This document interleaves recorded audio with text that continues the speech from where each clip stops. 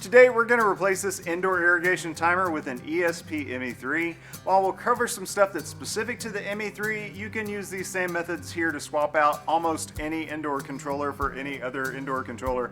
So whether you're replacing a broken controller with a new one or upgrading to a new smart controller, I think you'll find this video helpful. I'm Dwayne Smith, your Sprinkler Warehouse Product Specialist. Let's change out a controller.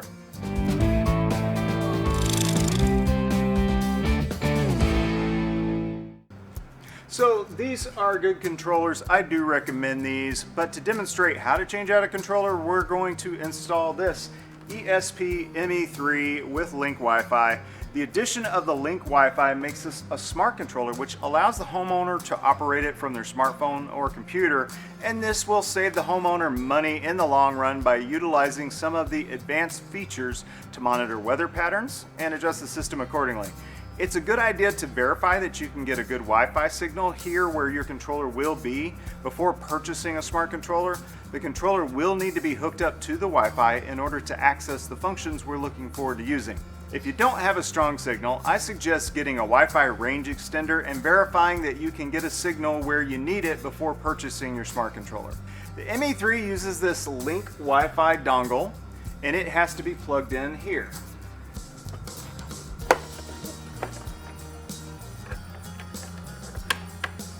If you have a modular controller, now would be a great time to install modules. And before installing the controller on the wall, I went ahead and plugged it in to verify that it was all going to work here in the garage. I also downloaded the app controller, which is the Rainbird app, and I followed the setup wizard, which links the app to this controller. You'll need to gather information on your existing programming before you take down the old controller, such as which days to water, what time to start watering, and how long for each zone, etc. Now you could write all that down, or you could have both controllers plugged in at the same time and on, and just program the new controller while checking all the info on the old controller. I'm going to do that now using this program on my smartphone. If your old controller has given up the ghost and you cannot get this information, here's a great way to start. Set your new controller to run for 3 days a week, basically every other day.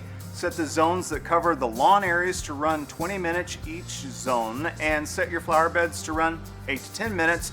Early morning is best, like around 5 a.m.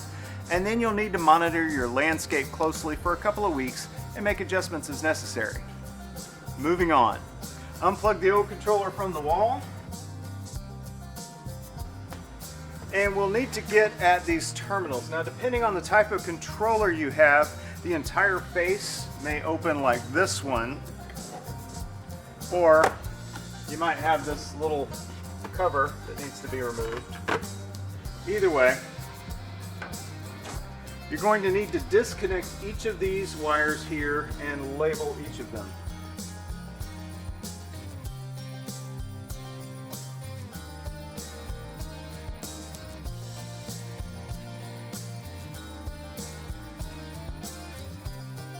Very important to get your common wire correct. The terminal will probably be marked with a C or a COM. It should be a white wire. If you have a pump start wire or a master valve, that's also critical to get correct.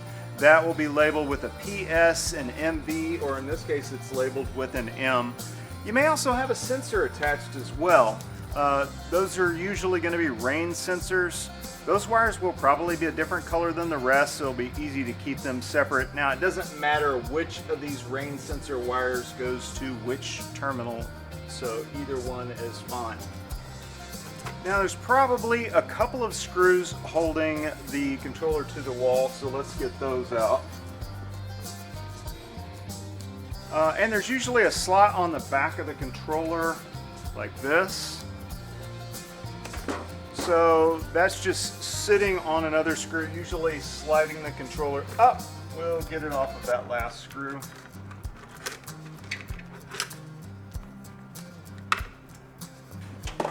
And I'm going to figure out where to place this new controller based on where the conduit already is. Let's fast forward.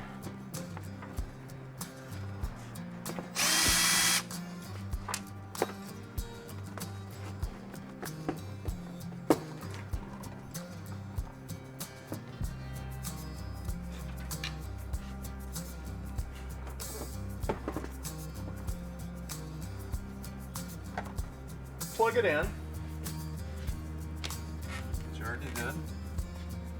And now we'll reconnect all these wires to the new controller.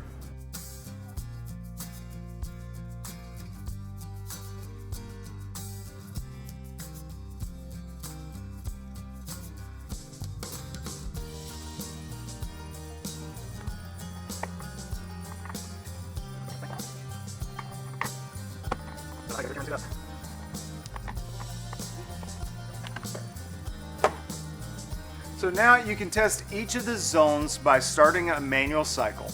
The great thing about a smart controller is I can walk around the yard and test each of the zones from my phone. If you have a new controller that is not a smart controller, then you'll need to test each zone manually at the controller and go outside to see if the zones are running correctly.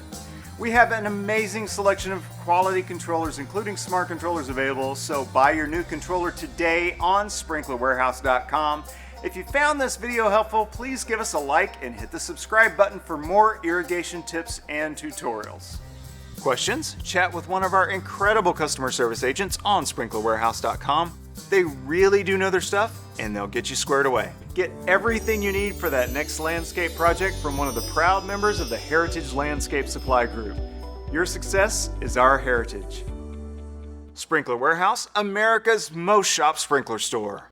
Subscribe to our YouTube channel for helpful tips, tutorials, and general sprinkler instruction.